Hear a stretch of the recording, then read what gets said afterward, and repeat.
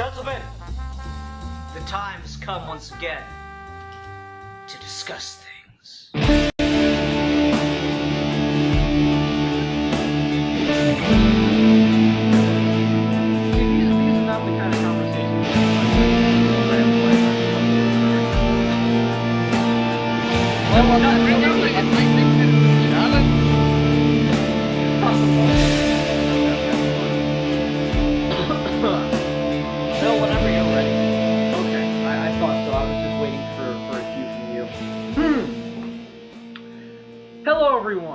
I am Zazubar, and welcome to another edition of Geeky Gentlemen. Joining me, pretty much as always, sometimes things happen and we can't quite get together, I have Sid Part 2. Hello, hello. And Milan Jeftik 1992. Greetings. They both have a 2 at the end of their name. I do not, because I am Zazubar, and I don't need numbers to define me. I don't know why I find that so funny. Undoubtedly. Someday I'll tell the story of where my name comes from on this show. But today I got to pick the topic. And I actually struggled a little bit with what I wanted to review on this particular episode. And I went to the old faithful trick of looking to see what was at the top of my DVD pile and picking that regardless of what it was. Therefore, my friends, today we are going to be discussing the animated prequel to one of my favorite games of all time, Dead Space Downfall. Now, what Dead Space Downfall is this came out in 2008, around the same time as the original Dead Space. It was released as a tie-in. And it takes place before Isaac and his crew. If you're a Dead Space fan, you know who those are. If you don't, he's the protagonist of the game. Before they get to the main location of the game, the USG Ishimura. It takes place on the Ishimura and on the planet Aegis 7, and explains how the Necromorphs got where they are when you start Dead Space the game. And the reason why, again, as I said once in a video we did, I always like to put a little personal spin on when I review something. And the personal spin here is that I actually saw this movie long before I played the game. Like a good month and a half before. Because back in 2008, I was desperately awaiting my PlayStation 3 with bated breath. I had to wait from August to December of that year. Which may not sound like long, but for a young teenager who's dying to get his hands on a next-gen console, that's pretty long. So I was just desperate to even kind of reach out my hand for something connected to this next generation of consoles that I had only had a taste of. And that first taste was Dead Space Downfall. I had been intrigued about the trailers for Dead Space, so I figured if I can't play the game yet, I'll watch the prequel movie. And when I watched it, it did exactly what it was supposed to do. It got me interested in the universe. It set up the game's premise. I was more interested in playing the game than I was just based on the trailers. So it did its job back then. However, the question is, what would happen if I went back and watched it again? And that is why we are here tonight. An interesting thing, Ian and Milan, to my knowledge, have never played Dead Space. So this not even a demo. So their first. My only experience with Dead Space is a motion comic by Ben Templesmith and Anthony Johnston that can be found free on YouTube. That's the only experience. That's the only sort of Dead Space merchandise I ever had any sort of contact with. And was that Dead Space Ignition?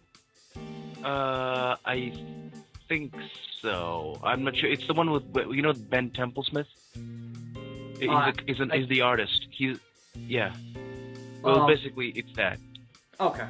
Well, I think that one takes place in between Dead Space 1 and 2. This is obviously way before that.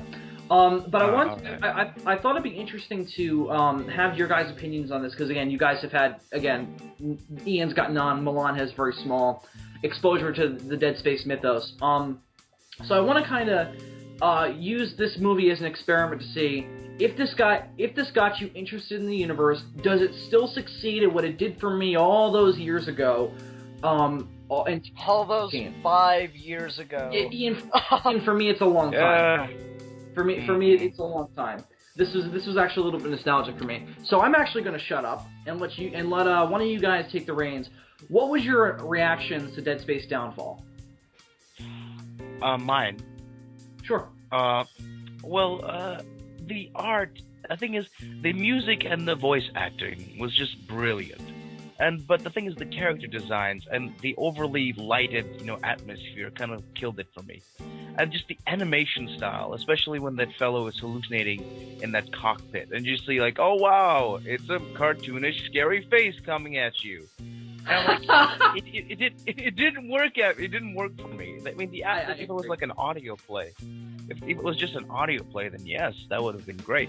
But the thing is, my best vision of Dead Space is that Ben Templesmith comic that can be found on YouTube. I'll send you a link, by the way. Maybe you can leave it in the blowjob bar or whatever. But I think Ben Templesmith. And there we are. What a whole 3 minutes into the video. And Milan is already sending us links to shit. No, I mean, and there's blowjob. 3 minutes into the video. Bye, new listeners. That too. Okay. That's what it's called. That's what. You're the only one that calls it that. Well, no, I'm not. But anyway, I think the art style in the movie just kind of really. It wasn't bad. It wasn't good. It was just kind of surprisingly mediocre.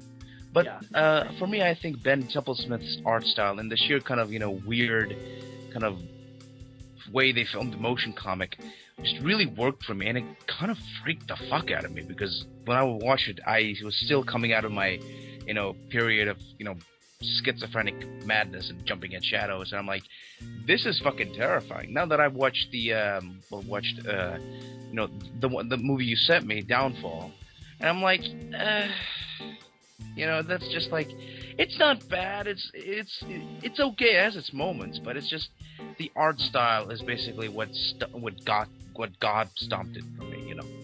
It is a very generic art here's style. my thing about it. Sure, It's fairly bland. I think the only thing that keeps it from being mutated zombie flick is the fact that it's in space, and there's very little about it that distinguishes the fact that it's in space. It's got a little bit of the polished technology, but I mean, essentially, you take that glow effect off of the thing, and it's just a chainsaw. And you take some of the sliding doors out, and it's just a military base for the majority of the movie. And even the stuff that is in space is fairly inconsequential to the plot. What little of it there is. Yeah, it's not bad. It's just kind of bland to me. It didn't really do anything for me.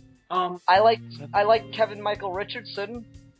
He was cool. Yeah, he's always cool. But he picks such bad animated movies. This and Planet Hulk. What I did like about the art style, though, was the fact that it's in anime style, but no one goes, completely cartoon face. That would have destroyed Dead Space for me. Because it's funny.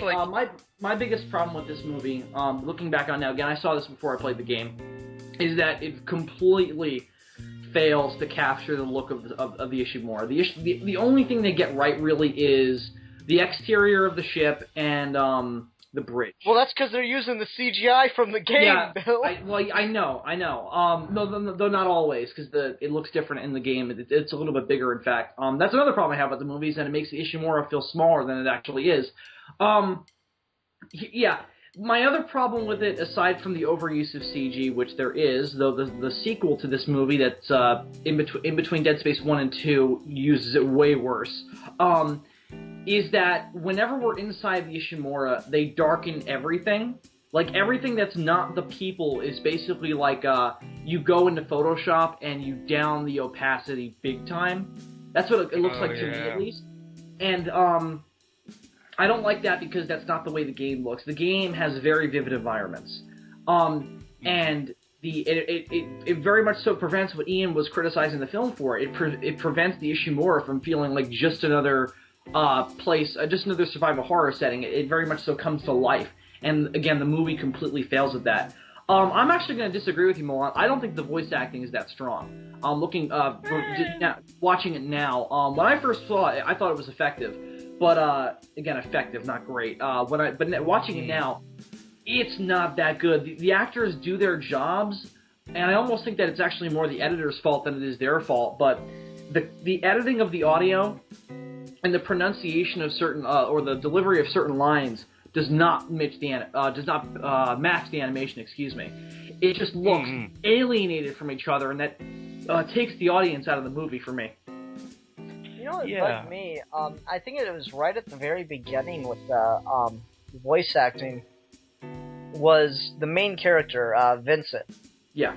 She says audio off, and then as she leaves, she says lights off, and it just feels awkward the way it's going. It feels so damn determined to say lights off, whereas the way she's using the technology, it's kind of, removed. It's like, it sounds like someone saying lights off now if they were to get the technology working properly, right? Right. As opposed to someone that has had it for literally hundreds of years. Mm-hmm. So it felt awkward there, and that kind of carried through to a lot of the other scenes. I don't know, I liked Vincent. She was an okay character. She made, the noble sacrifice. Though I have a question about Dead Space. That little light thing on their back of the spine, is that the replacement of the health bar? It is. Yeah. That was a clever use of it, but they didn't use it enough. Oh yeah. They use it when Captain dies, and then they use it when Vincent dies, and that was it. And when Vincent dies, it's like a 2-second shot. It's almost more of a consequence than it is an intentional showing that she's dying, because she's floating in space, and the camera is not even focused on it, unlike the Captain. When I first saw the movie back in 2008, the health bar was very, very cool. The idea of that was very, very cool to me because, again, I hadn't played the game yet, and the game makes way better use of it, obviously, because that's what it's designed for. In the movie, that's really the only part of the Dead Space universe that they get right and show adequately in some regard. It's very clear to me that this movie was written very quickly after the game was finished. Because the script feels very rushed. They threw in as many F-bombs as they wanted. They explain, they only explain what they absolutely have to about the Necromorphs in order to get across that they're not a good thing. And they don't even call them Necromorphs for that matter. They wouldn't yet. To be fair, they wouldn't yet because they hadn't translated the rock. And this shit just kind of all goes down in maybe 3 or 4 hours. Fair enough. But I'm just saying that they try to explain as little as they possibly can because they don't want to give away anything about the game or anything. They just explain as little as they possibly can. The stickler for it for me, and I'm sorry you guys aren't going to get this reference since you don't know Dead Space, but people who know Dead Space in our listenership will get it. The blonde girl who Vincent picks up when she picks up all those civilians near the end, when Irons dies. You know, the one with the blonde hair and she says she has a boyfriend? That is one of the major characters in the game. And she doesn't even get named here. One of my biggest problems with this movie continuity-wise is that it's retconned. It's out of continuity now. Because there's something to replace it. And again, I think the reason is because they realized that this was so fucking rushed that, oh shit, that was pretty bad. We better give a better explanation for what happened on the Ishimura, and we did with Dead Space Extraction, which is way better than this movie. And anyway, so the thing with Nicole is the really big visualization of the problem with this in terms of Dead Space is that they try to explain as little as they possibly can in order to not alienate people who haven't played the game yet or they don't want to spoil anything. I mean, that's Isaac's girlfriend, who is a major plot thread it's major character motivation in the game. And she doesn't even get a name.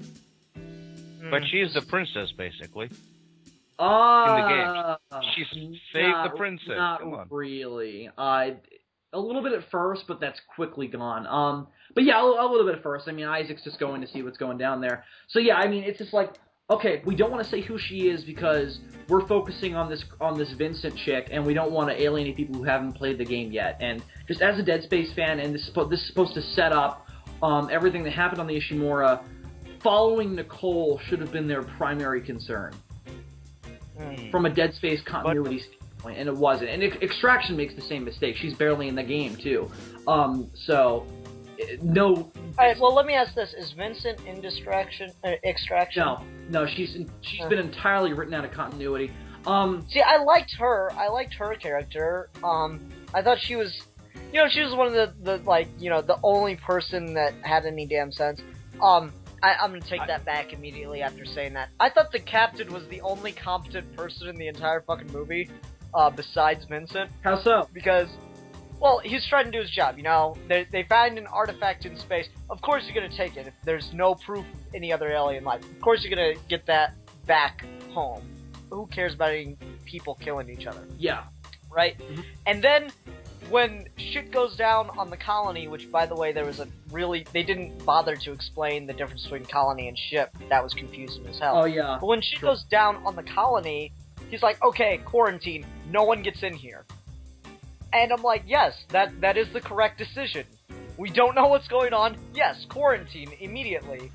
And then he's like, arrest and quarantine those people that got in on the ship. And then they don't do an effective job of that. I mean, like, there are blood trails. You didn't see that before you entered the ship? I know. Well, here's another problem with the animation. The animation is really indistinct about where exactly the camera is. Because when you look at that shot, you don't know where the fuck that's going. Is that in the ship or is that out of the ship? Did they blow a hole through the side and they just didn't notice? I mean...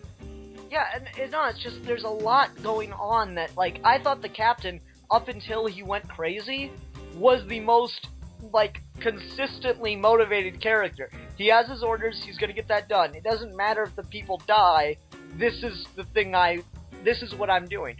Okay, you're a bit of a religious nut, but at least you're doing your damn job. Everyone else is like, oh no, what's going on? The thing about that him and Vincent.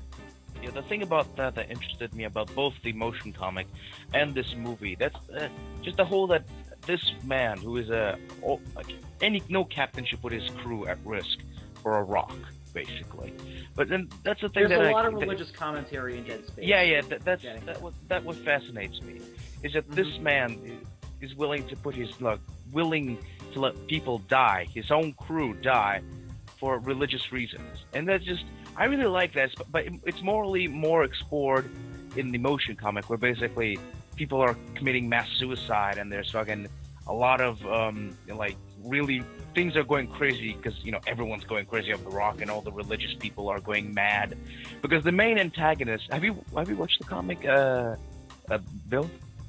Okay, I think I got it wrong. I don't think it's Ignition. I think it's Aftermath. Is the villain, what's his name, Strauss? I don't know, but the main character is like this kind of cunty atheist. This is bullshit. Like this old, not old. Milan, do you remember where it took place? On a I can't remember. It's been a while. Did it take place on the Ishimura, or? I think it was. Okay, then it was definitely Aftermath. I've read bits and pieces of that. Yeah, there's a lot of one thing again that they don't explain in the fucking movie that you guys probably aren't gonna. Well, Milan, you might since it's in the motion comic. That Ian, I'm sure you didn't get. Did you hear it when one of them said Altman be praised? No. Oh my god! I know that's right. The thing is, this is basically a jet rip on Scientology. Yeah, that's why it's called Unitology. Okay, here. Let me just give a brief backstory on the Unitologists. Basically, what happened was back at the ass end of the 21st century, they discovered this alien artifact on Earth called the Black Marker. By the way, if you haven't played the Dead Space games and you plan on it, spoiler alert. And they discovered this thing called the Black Marker, and all they know about it is that it's a major energy source. Okay? Now, one of the primary scientists heading up the investigation on it is this guy named Altman.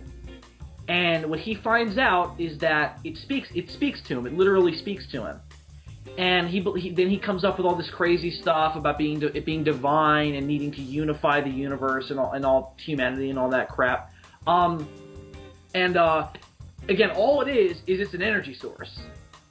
It causes things in the human mind that makes you think that you have to do these sick things and turn the people into necromorphs, because that's just what the damn thing does. Now what happened was Actually- he died. And it was all under a government cover-up. And because of the government cover-up, a religious cult formed up around him because they saw him as a martyr. Okay? And again, this is all this bullshit just constructed by just different groups of people just to make it look like that this thing is religious and it's just based around a cover-up. It's not actually true. So again, the marker is just an energy source. Now what happened was the black marker was destroyed.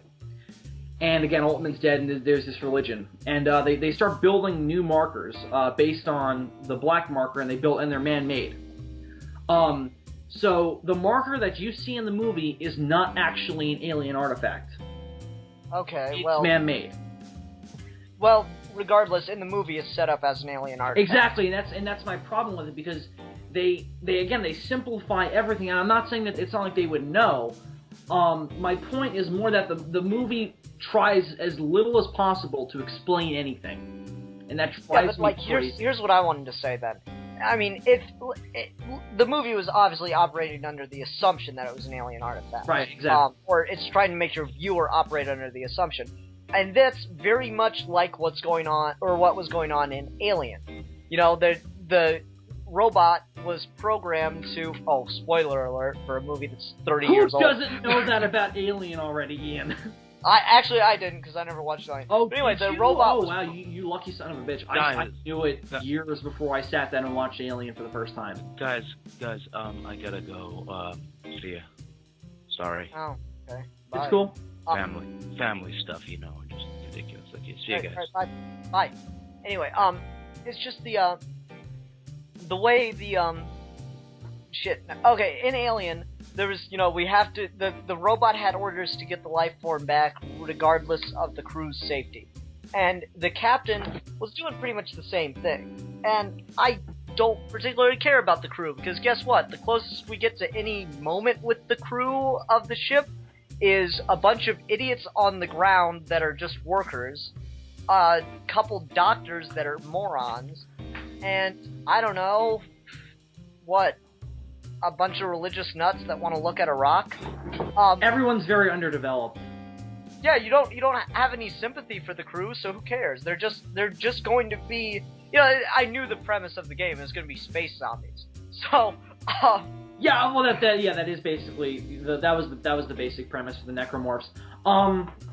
So like as soon as I see them, I'm like, well, who cares about that? They're all going to be space zombies. Just get the rock out of here, because it, as far as I can tell, as someone that didn't know anything about Dead Space, it comes off like a alien artifact, and that's more important than these meaningless people's lives.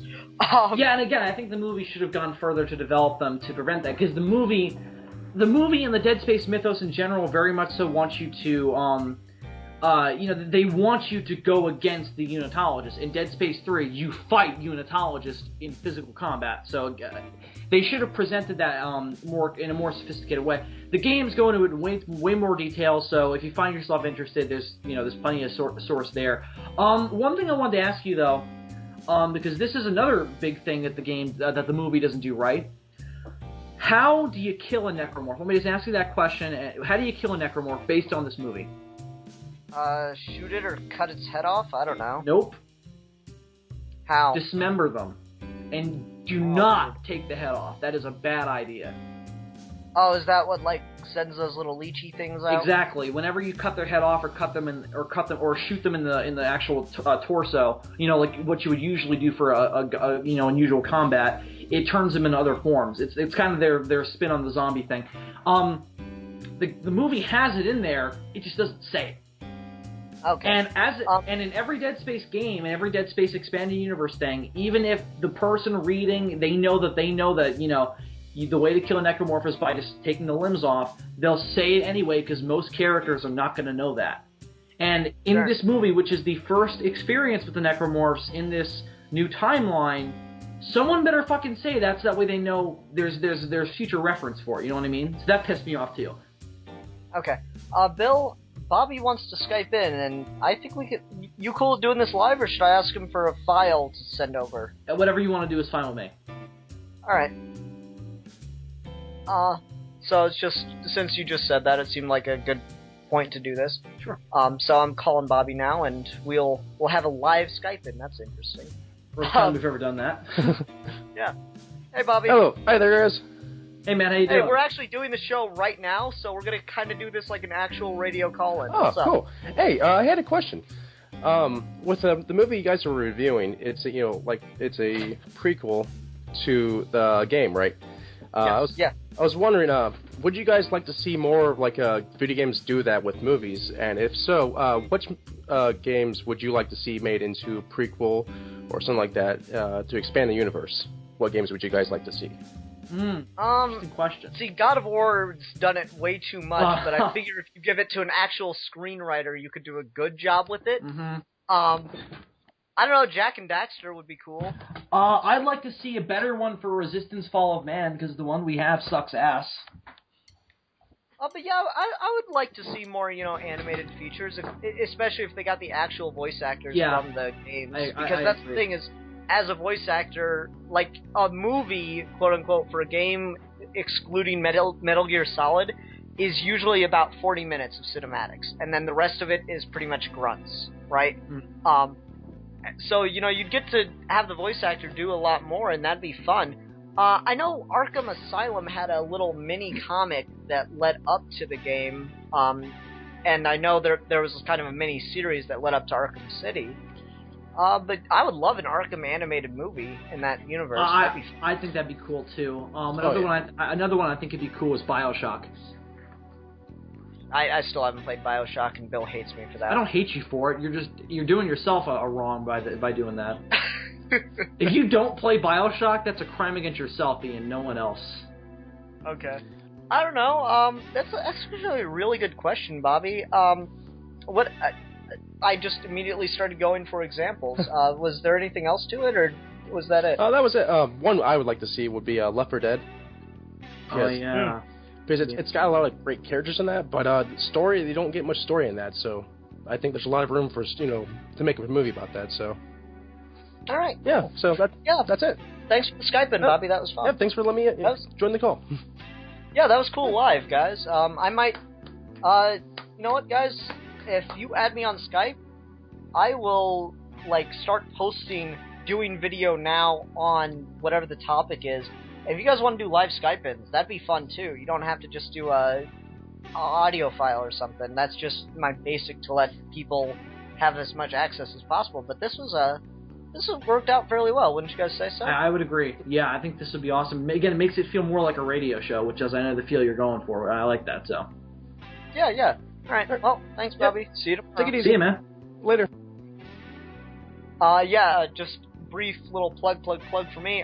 Tomorrow, that means I kind of got to yesterday, I posted Bobby and I's Batman Day V2, where we reviewed the Burton Schumacher Batman films as the play in the background. So it's kind of weird to say that, because we're doing that tomorrow, but this video won't be posted till Sunday, so anyway. Yeah, time is fucked up. No, that was an interesting topic. I think video game movies, or video game animated movies, would work better than live action ones. Oh, because absolutely. Yeah, and more. You could do it with a much smaller budget, and you're going to immediately be able to appeal to a larger demographic, I think. Yeah, and I'm glad they did it with Dead Space, man, because, when you play Dead Space, the game, it begs for expanded universe stuff. It really does. And you really do want to see what happened to the Ishimura that left in the state it's in. There's plenty of audio logs and text logs and in-game things you find, but it's still just like, what the fuck happened to this ship? It really is intriguing. I think that the premise of this movie... Okay. This movie is not entirely awful, let me say that. I don't think I made that clear enough. It is extremely, extremely flawed in the way in which it tries to explain what happened to the Ishimura. Again, it doesn't... Well, I'm gonna take issue with you there, Bill. Alright, it's extremely flawed in that it doesn't work with the game itself. I'll give you that. That you're the expert on the game in this situation. I'm gonna assume you're right, alright? Mm-hmm. But as someone that's never played Dead Space, it is just extremely bland. Fair enough. It's zombies in space. That's all it really is. freak mutant zombies in space, but still. Now, Ian, let me ask you this. Would you not have that opinion if they went into more depth about the religious stuff? I mean, are they actually religious curses, or what? What's the deal with them? No, not really. It's really complicated. The game goes into... Are they aliens or no? Well, yes, they are. The original the marker is an alien. The artifact, the one that is in the game in this movie, is not, though. It's a man-made copy. Actually, let me get into something that I had a big issue with. Alright, so from the very beginning of the movie, Vincent says that she thinks it's the marker, the artifact, that's caused all this to happen, right? Right. But then when you see the scene that literally takes place right before that, she only survives because she's close to the marker. Yeah. And she recommends it be destroyed. No, this is the only thing that's stopping these damn things, besides our laser chainsaws. Yeah, and let me say, those are not in the game. I don't know what the fuck those things are, but when I saw this movie, I was really pissed that those aren't in the game. Yeah. Well, okay. They say it is, but it's not as. It's actually less cool than it is in the movie. It's a Dead Space Universe gun called the Ripper, and obviously the name implies what it does, but it is designed for planet cracking. In the game, it's a blade that shoots out with kinesis, and you just cut the Necromorphs in pieces. I like the laser chainsaw better. That's just it's cooler to me. Yeah. I mean, I like anything that's a rip-off of a lightsaber. I don't give a fuck. Fair enough. No, I don't know. I think it worked as a zombie movie, zombie space movie, which fair enough, we don't have enough of. I mean, I can't think of another zombie space movie that's even half as good as this. Interesting. So, that's the thing, is, zombies make more sense in space, to be completely honest, because, aliens taking over people's bodies makes more sense than just bodies, mysterious virus that we've never seen in any lesser form until this giant outbreak. Yeah, I don't know. Ian, I have another question for you, since I kind of wanted to take the tack of this is your first experience to the universe.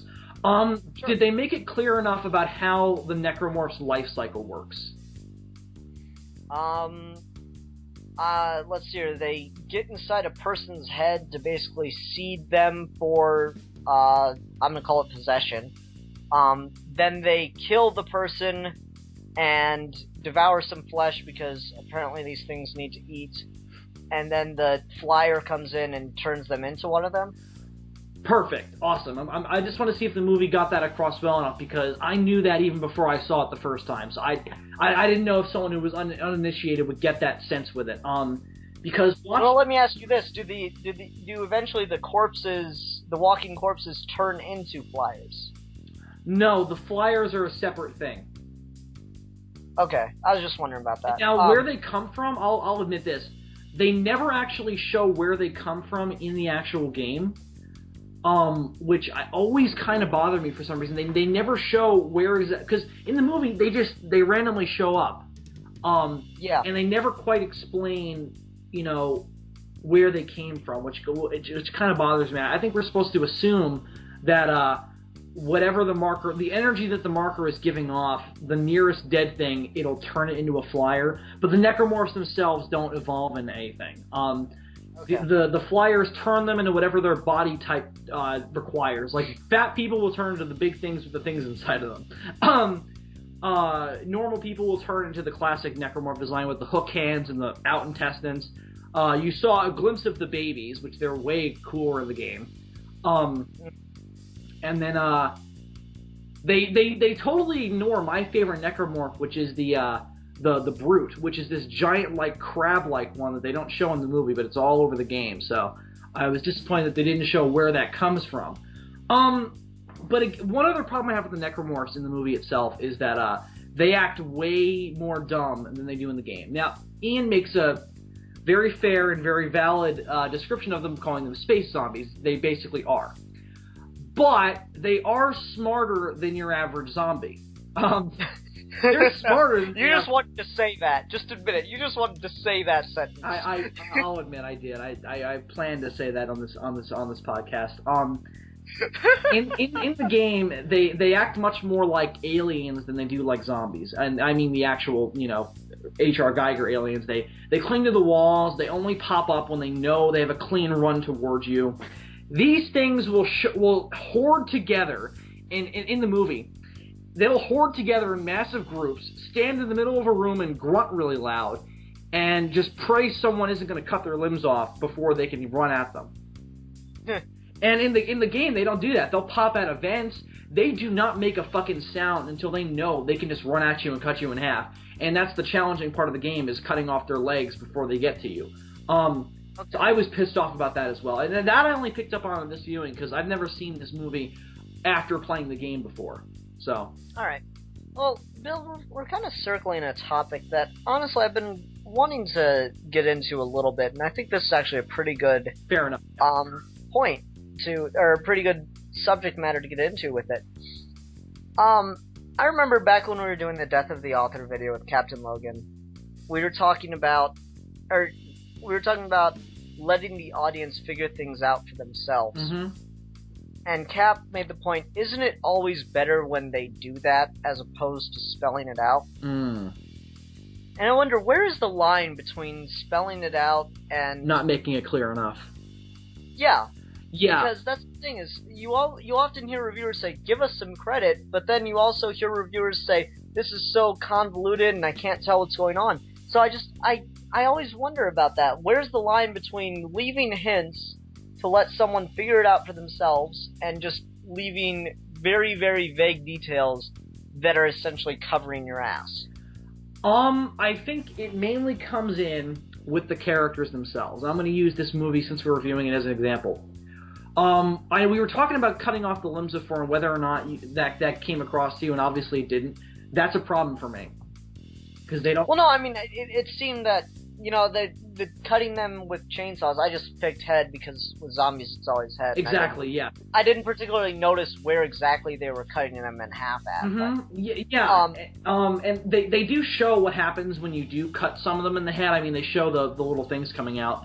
But here's the thing. At no point do they show that the characters are finding something out about the Necromorphs. They don't seem to, even in their facial expressions or even just what they naturally say, they don't seem like they found anything out about killing them that wouldn't come into play in normal combat. You know what I mean? Ironside cutting them in half with the chainsaw kind of mentioned, this seems to work a lot better than bullets. Because bullets worked on a couple of them, you just had to empty 16 clips. And that was... Oh, true, I forgot about that. Again, but they don't show that, though, because they use the guns constantly after that. No, after that, they're pretty much using the chainsaws until they... or using the guns when they're running away. I don't know, I still don't think it's clear enough, especially since... Again, this movie is designed to get people into the universe, and that's potentially the biggest aspect of the Dead Space universe that sets its monsters apart from other monsters like them. So I take issue with that when that's not given across more clearly. If anything, this should have, more than any other Dead Space property, just spelled that out. Fair enough. I don't know, I picked up on it well enough. I got the idea that these things die faster when you cut them as opposed to shooting them. Shooting them works, but it just takes more time. And with the explanation you just gave that you dismember them to kill them, that makes more sense. I don't know. I liked some of the elements of this thing. I thought it was interesting here and there. Like I said, I think zombies do make more sense in space as opposed to on Earth as a disease, or I mean, at least I guess voodoo magic, which no one uses anymore, makes more sense than a disease. Well, my problem has always been with the infected that why are they rotting? All that it seems in Dead Space, or no, I'm not talking about Dead Space. I'm talking about zombie movies in general. When you do a disease, because in Dead Space they give it a reason, because the thing has to be dead already. So, yeah. But in other zombie properties, if you just get bitten, on the arm, you're a zombie. In infected zombie properties, I mean. Like in Night of the Living Dead, it's got to be a dead corpse. It can't just be someone who's been bitten. They have to die. Yeah. some of the radiation can affect them. But in more recent stuff like 28 Days Later and Zombieland and all that, if you just get bitten, you're a zombie. It doesn't make sense that they will be rotting the way they are, like unless they explain the disease is degenerative, which they never do. Well, I always figured that's something I just always figured. Because I mean, you're making a zombie movie. You want to put. I mean, let's be honest, Bill. If you were in a zombie movie as one of the survivors that gets bitten halfway through, do you want to be like the perfectly clean zombie, or would you just if you're doing it anyway? I know visually it doesn't look cool for zombies to not look rotting, but I don't know. Just say in one thing, oh, it's a degenerative virus because there's actual diseases like that. So. Yeah, I mean, fair enough, and that's something I just always figured. I don't need that because, I mean, there's been very few intellectually stimulating zombie movies. Yeah, most of them have come from Romero, but you know, I still think that that's something that should still be said. No matter how artsy fartsy it's trying to be, that's just a plot thing. Fair enough. No, I liked parts of it. I think you're being a little harsh on it as well. Yeah, I should have. Let me put it this way, Bill. I'm not going to say you're being too harsh. I know I just did, but I'm going to take that back. I don't think you're being too harsh. I think you're being unfair on it as a movie that stands on its own. Because... Yeah, but I don't think it does stand on its own. No, to your point, it does not make me want to play the game. I at no point was watching this and thought, man, I really want to play Dead Space now. At the same time, I at no point was watching this and going, this is fucking horrible. So it's just, it didn't attract me to the property. Keep in mind, I don't really love, you know, zombie games or first-person shooters, things like that. But I don't know, I didn't care for it, but I thought it was, I didn't care for it in the same way I don't care for most zombie movies. Does that make sense? Well, what is it about zombie movies as a genre that kind of detract you? No, it's nothing about them. It's just not me. Okay, okay. I just want to see. Yeah, and let me just say this. I should have pointed this out earlier. I went fanboy on this movie only because now I know the Dead Space universe in and out. I didn't when I saw this movie. I was just intrigued about it. And I think that was the key thing. This movie is nothing but a marketing tool. Yeah. That's all it is, and that's all it succeeds at doing. If you saw the trailers for Dead Space back in 2008, you probably were already like, that game, and you're into the survival horror genre, you probably said, I want to buy that game. This was just the icing on the cake. And it was very thin, minimal icing. But again, this is not a movie to watch if you're just looking for a good horror movie. Because... at no point is it really that scary. There's very little atmosphere created because the movie is very, very fast-paced. There's not much, there's not many scares to be had, so it's not a good standalone horror film. There's very little story. Again, the little story that's there is just there to set up what happened to the Ishimura and the colony on Aegis 7. It literally is just there to set up the game, and that's all it really even kind of succeeds at doing. So I say, if you're interested in playing the first Dead Space game, you might want to give this movie a watch for a little taste of the atmosphere, because there's a little bit of it in the movie. They don't get it quite right, but it's still there. If you're interested in the universe, I think you should probably watch this movie. It is the best of the two animated Dead Space movies, because the second one is utter garbage. Yeah, I think it would have been more fun to do this as watching both, and then we could just praise. I never put you guys through Dead Space Aftermath. Jeez, it's that bad? Ian, it is. Oh, it's atrocious. See, I was gonna make a joke because I have heard bad things about this movie before. I was gonna make a joke at the beginning of the podcast, but you talked through my opportunity. Oh, I'm sorry. I apologize. No, it's okay. It's gonna be a dumb joke. I was being like, so first Milan makes us watch My Little Pony, and then Bill makes us watch Dead Space Downfall. You know what? Fuck you guys. We're doing Batman and Robin week. Yeah, I told you guys why I picked this movie, because it was on top of my DVD shelf for some reason. No, but again, this is not by any means the best of the Expanded Universe Dead Space stuff. I think that the best Expanded Universe Dead Space stuff is two things. One, Dead Space Extraction, which is the Wii game that got turned into a PlayStation Move Kinect exclusive. and it comes free with a copy of Dead Space 2. And also, I think that the iPhone game, Dead Space iOS, which sets up Dead Space 2, is really strong. Those are probably the two single best Dead Space Expanded Universe stuff, because the comics are, to varying degrees, bad, because a lot of them don't get the universe right.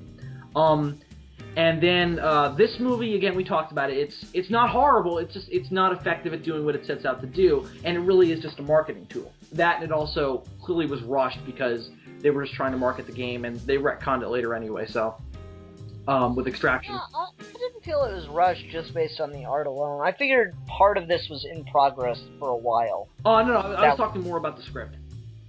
Yeah, fair enough. I figured the animation had to... Like, that was fairly good animation. That's the thing. I wish there was more stuff animated like this. Not necessarily the backgrounds and stuff, but... and there were a couple inconsistencies that bugged me, but...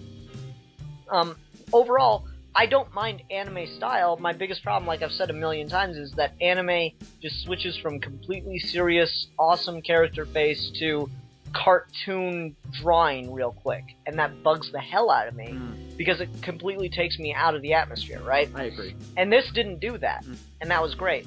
And people always go, well, that's just the style, and how are you supposed to draw the character looking silly if you don't just do something simple like that? Animated series on, Justice League, Batman, Superman, pick your poison, never did that.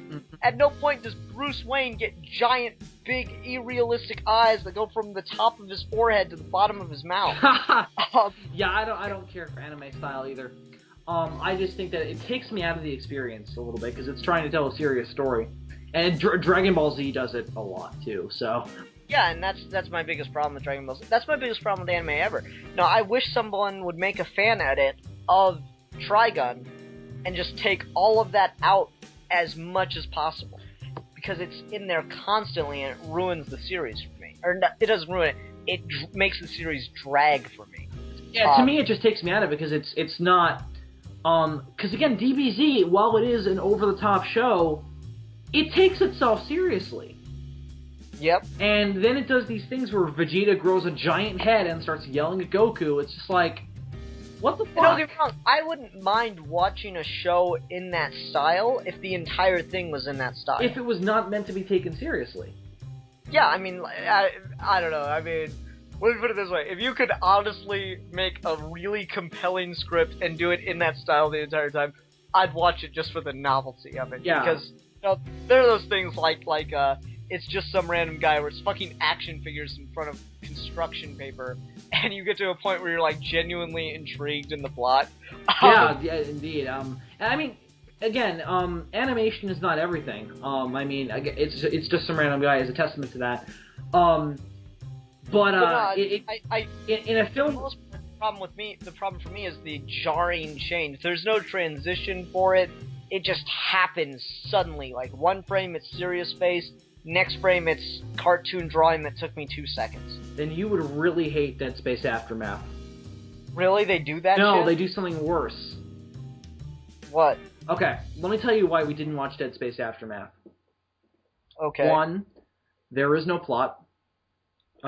2, the voice acting is cut yourself bad. It does absolutely nothing to set up Dead Space 2. Jesus fuck, Bill. Hang on, I'm not done yet. Here's the real kicker, and this is the main reason why I wouldn't put you and Milan through it. It starts out with animation that is worse than Star Wars The Clone Wars in CG. Oh, God. It looks like Half-Life. Ugh. And then it transitions to highly detailed, better than this movie, animated art. 4 times. Because it's told in flashback. And every single time they start a new flashback, the animation style changes. That's annoying. That is really fucking annoying. Because there will be... Okay, let me just give a quick example. One guy tells a story about having sex with someone. And they both look a certain way when they're doing that, and it's a different animation style. Then the next person will come in, the other partner in the relationship, and tell the same story from their point of view, and the animation style looks completely different, and their character designs are completely different. but it's the same exact scene. Okay. It's fucking annoying. And it's very jarring. It's not a very compelling movie anyway. Yeah, that's my biggest problem with animation as a whole, not just anime. I mean, I'm not going to sit here and defend American animation, because we do a lot of stuff that's very similar. It's not necessarily our characters' faces where it's that apparent, but you'll just see, like, massive distortion in body shape a lot in American animation. Yeah. It bugs out of me. Just suddenly this guy's arm is like 3 times bigger than it is in any other shot. That's what bugs me about the animation of the new Batman and Superman adventures. I never saw that show. No, it's Batman TAS Season 4 and Superman the Animated Series just in a block. Oh, okay. It's that late 90s period of DCAU where it's like it's the new Batman Adventures and the Superman Animated Series. Okay, I thought you were talking about a show specifically called the new Superman. Okay, never mind. Anyway, I don't really care for that animation myself. Because it know, does like, that, like, weird body proportion thing, where Superman's feet look like triangles. Yeah, I don't know, it gets pretty bad. I don't mind the move to CG that a lot of things are making. I like when they're blended together, as long as it's done well, because... Wait, Ian. Everyone get ready. Here comes a Green Lantern movie reference. No, actually, I was going to talk about the animated series. Still Green Lantern. I'm making a counter. Okay. I'm kidding. Go ahead. No, the Green Lantern, the animated series, obviously went full with the CG. I'm talking about the DC animated universe was doing it really well at the beginning. Then with these movies, it's been kind of what? You didn't do a very good job with that. But I mean, the Watchtower in Justice League Unlimited looked fantastic. Yeah. You know? Yeah. Looked amazing. Yeah. There's a shot in the Doomsday Sanction episode where Batman is flying a shuttle from the Watchtower, and it too looks fairly good in CG. Yeah, I mean it's all fantastically done in CG, and you know that's the thing. Metals and energy or fire look fantastic in CG. I'm gonna argue better than they do drawn in any circumstance. I think it depends. Because the quality of the CG is really yeah, I'm talking about. I'm mostly saying good CG versus good drawing. Okay, I see. Like, okay, well, let's take Dead Space Aftermath. The metal in that looks like faded plastic. Okay, that sounds terrible. It is terrible, and the people look like distorted versions of the Clone Wars character designs. Ugh. No, I like me some CG when it's done well. Obviously, CG is this really weird fine line because it's either fantastic or it is terrible. I've never seen okay CG. Let me put it that way. I think CG, like, I think the early 2000s Spider-Man show might fit in that. What, with the MTV one? Yeah, I don't think that looks terrible, but I don't think it looks good. I think that looks pretty bad. Yeah, but I don't think it's terrible. I mean, the character designs are okay. Textures are completely terrible. Yeah, I agree, but the character designs themselves are not terrible. Okay, fair enough. I don't know, CG... What I like about CG is it can look so damn real when you get to things like, you know, as bad as it was, Mars Needs Moms. I haven't seen that. Okay, well, let me tell you this story. My mom had nephew over, and they were watching Mars Needs Moms on the TV, unbeknownst to me, right? Mm. I walk through the room, and I hear Jack Black's voice, and I turn and I look, and I go, oh, okay, Jack Black movie. And I keep walking, and then I, you know, do some stuff in the kitchen, I walk back, and I stop for a second and look at it again, I'm like, wait a minute, that doesn't look like Jack Black. But, holy shit, that's CG. You know, it's that good that just in passing, and even when I started to look at it for a couple seconds, it was still fooling me as to whether or not it was fake. When I saw the trailer for that, I was fairly impressed as well. Yeah, CG just can look fantastic sometimes. Or it can look really, really bad. You want an example? Sci-Fi Channel. Oh, God. Everyone, fellow monster movie fans, do not watch The Abominable Snowman. No, not the 50s classic that is one of my favorite horror films. I mean the Sci-Fi Channel original movie, The Abominable Snowman. It is... I don't know why Sci-Fi Channel takes these scripts that are just so terrible, but have just the most ridiculous premises, because they would make so much more money if they just made, like, ridiculous scripts, like my level kind of ridiculous scripts. Yeah, but they tried that with Sharktopus and it bombed. Really? Yeah, because they were really successful with Mega Piranha, but then they did Sharktopus and it didn't do that well. Was Mega Piranha in that same style? No, it took itself completely seriously, but that's why it's one of my favorite Sci-Fi Channel original movies, because it's fucking hilarious. Well, I mean, I think... You are fish food! I think it depends how well the script was written in Sharktopus, because you have to still write a good script. It's just you have to... Well, I mean, yeah, clearly the writers weren't there. I mean, it was just like, let's make something so bad. Let me write a Sci-Fi Channel movie where velociraptors are in space. The meteor never hit, and velociraptors took over the planet as the dominant species. That's better as a Doctor Who episode. What? It would work better as a Doctor Who episode? Yeah. No, because they actually are getting good CG now. With Matt Smith. Yeah, I saw a clip from their episode, Dinosaurs on Spaceships, and it looked pretty good, actually. I was fairly surprised. But BBC has... Up until they ride the Brontosaurus, or wait, no, up until they ride the Triceratops, I'd say yeah. Here's the thing.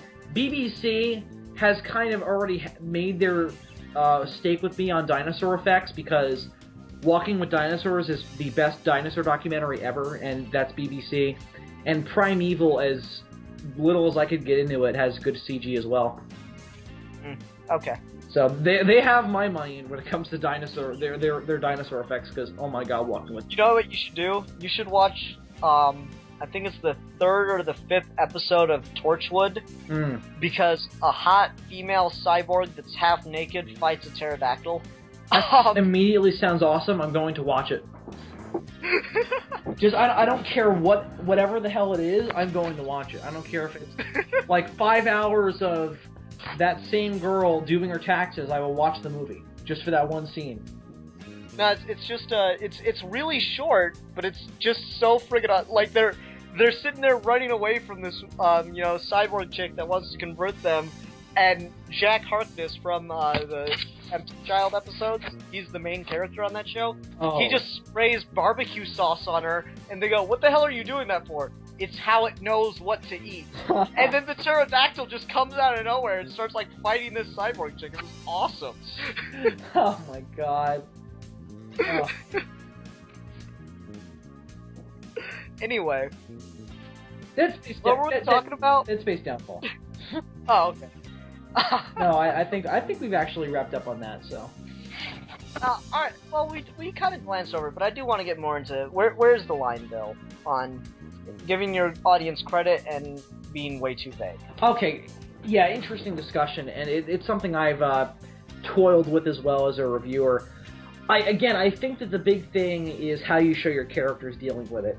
If the characters' reactions are natural, and they naturally exhume that they've realized something, and that is clear to the audience, and then through that reaction they can work something out, I think that that's fine.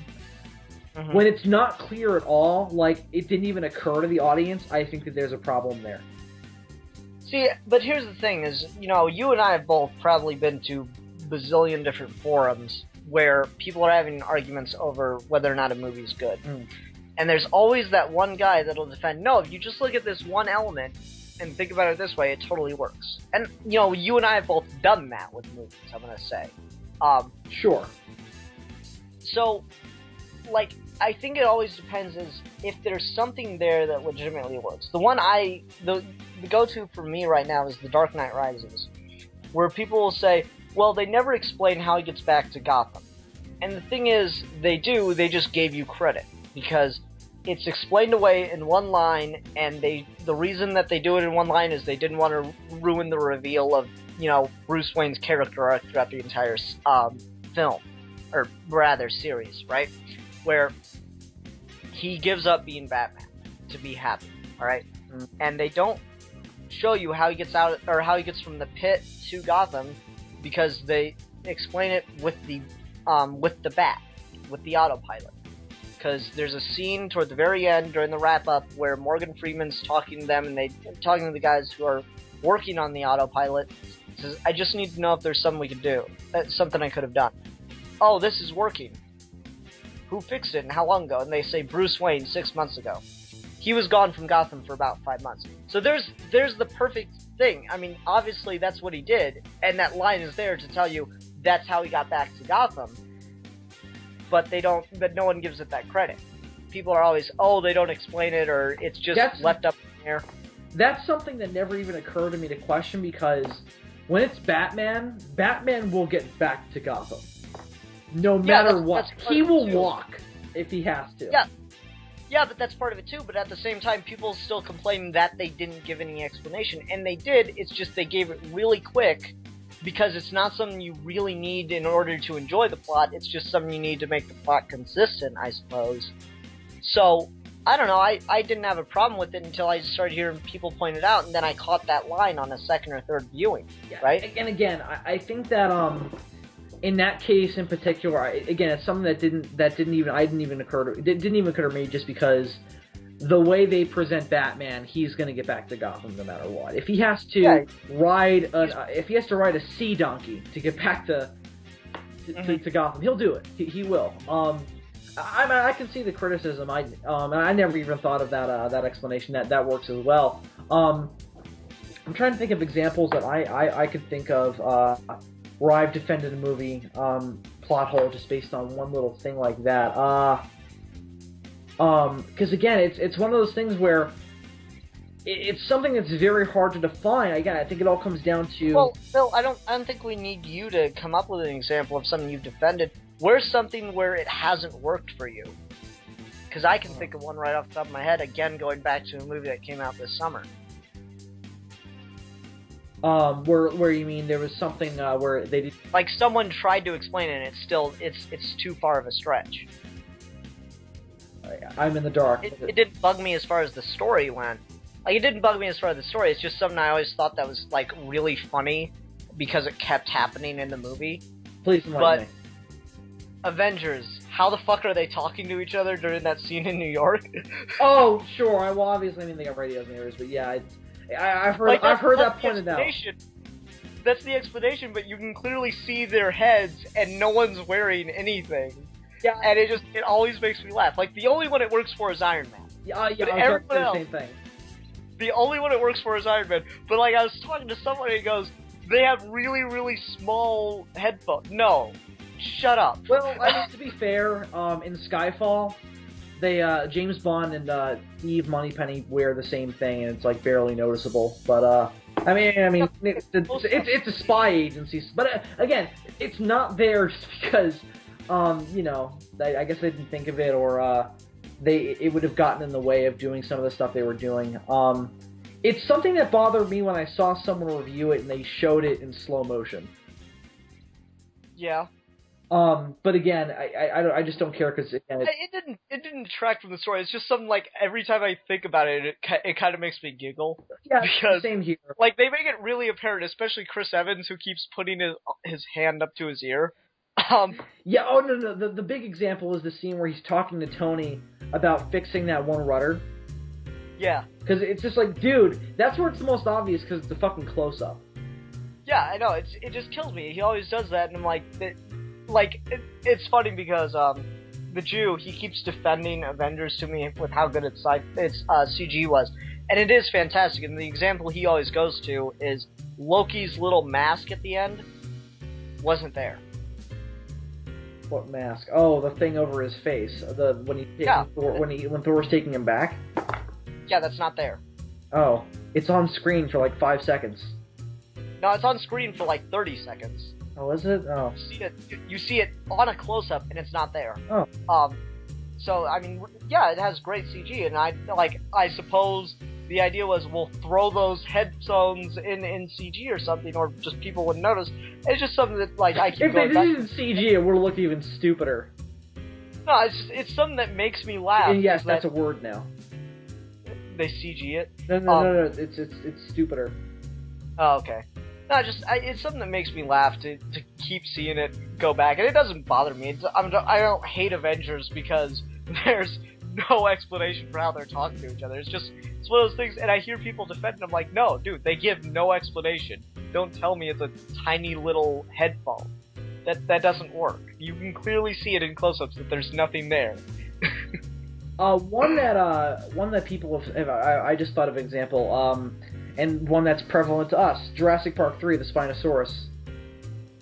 Oh, with the why it constantly pursues them. People have tried to explain that they never truly get out of its territory, and that's why it's chasing them. But I'm like, why does it stalk them like a monster then? Why does it just stand there and let the phone ring for them to be... That's not how dinosaurs hunt, guys. Yeah. That's not how they do it, and especially a Spinosaurus, because Spinosauruses are ambush predators, and I'm just saying. Yeah. How does it crash through a fence that was specifically built to keep monsters like that, or animals like that, from crashing through fences? Well, it was electrified, so... No, but still... it's stupid just because... Dude, that was solid concrete. It's stupid just because they wanted to get a joke in about the original, because it took, a major corporate espionage plan to break out the dinosaurs. The Spinosaurus can just bust through it.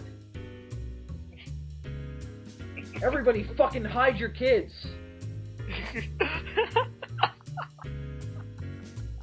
Hide your kids, hide your wives, and hide your husbands. Spinosaurus eating everybody up in here.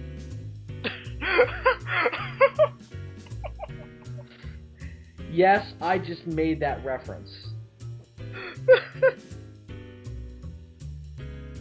No, you're gonna have to give it a minute. Alright, well, I've basically said everything I'm gonna say, but I'll let Ian catch his breath until we'll end this, because he's the one controlling the recording.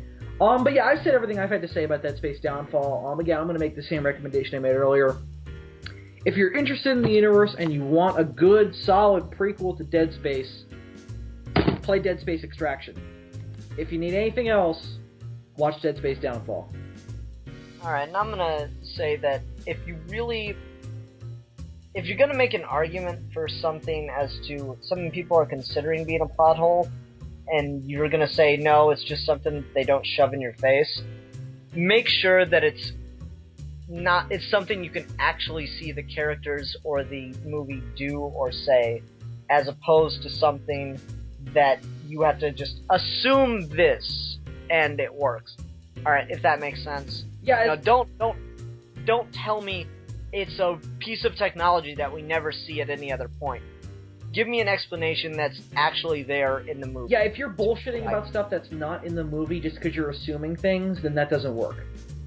Yeah. It's got to be at least mentioned, because, as much as it didn't bother me, Ian's works because that's a line in the movie, and it's a plot thread. Yeah. Explaining that, let's say, okay, let's make a case for Avengers that no one's brought up, at least that I've heard, just to make my point. The radios are invisible, because we can do that now. What? Like Are you serious or are you making a joke? No, I'm making a joke. Okay, I was like, I want an invisible radio. No. Like, no, it's like the sci-fi comic book universe, so the radios are invisible. Okay, fair enough, yeah. But yeah, it's just as long as there's something in the movie to go on, I think that, and as long as the characters' reactions are clear that they've made some kind of realization or discovered something that can be gathered by an audience member, I think that's fine. And Cap also made a point in that video that I think works. As long as the majority, it's a majority rules kind of thing, unfortunately. As long as the majority gets it, I think it works. I'd agree. So yeah, that's how I'm going to come down on that issue. Okay. Anyway, live show. Oh yeah. Next week. There won't be a Geeky Gentleman mini episode this week because I think there won't be a Geeky Gentleman mini episode this week because I got to tally up the exact number of videos. But anyway. Yeah, we don't want to go over, so probably not. Yeah, so the 50th episode will be our live show. Geeky Gentleman might not have a mini episode this week, but to supplement that, I did a commentary on the Joker blogs with Blue Dragon 5, and I'll be posting that. So, see, Bill, we got through an entire video, and you think I wasn't gonna reference the first Oh, I was hopefully, and I had hopes, but you did mention Green Lantern, so you made up for it. So while Ian isn't posting any actual minisodes this week, we're doing something on my channel that we're actually recording after this that is going to kind of substitute that. It's going to be done in the Geeky Gentleman style. We're just not going to call it that. We'll be talking about the BBC series Jekyll. I mean, you could pull a Milan and record one of our conversations, then post it on your channel as Geeky Gentleman. Geeky Gentleman and one girl. No, he did that. It drove me crazy. I was like, we did a conversation. It was really bad recording because he had a shitty Skype recorder, and he posted it. He's like, Geeky Gentleman. Geeky Gentleman. I'm like, Milan, you misspelled Geeky Gentleman. He goes, no, I didn't. And I'm like, it's men, M-E-N, not M-A-N. He's like, oh shit. And he types it in, I'm like, okay, now take that title off of it because it's not an episode of Geeky Gentleman. Because our episodes are not that shitty of quality. Oh, dude, he's not even here and we're making fun of him. Not that we haven't done that in the past, but it's the end of the episode, Ian. We have standards. I made fun of him already before when I talked about it. I think that's exactly what I said in the comments of that video. And by the way, everyone, another episode where Milan leaves 10 minutes into it. It said it was a family. No, I'm not criticizing him for it. I'm just saying it's a consistent thing. Give me 1 second. I gotta count something here. Bill talk. Sure. Yeah, so everyone, please, we don't have, I don't mean to sound desperate, but we don't have quite the amount of questions and topics that we were hoping for the live show yet. So you guys have a week.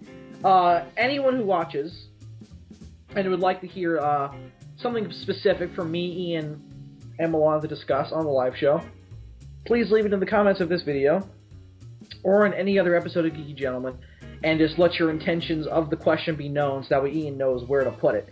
That being said, again, we are going to do some topic suggestions and questions live. It's just preferable for us to do previously asked ones first, just because that's easier on us to do them in a organized way. Because as you guys, if any of you watch my live shows, you'll know that doing live questions on YouTube is a fucking pain in the ass. So it's much easier for us to do like a list.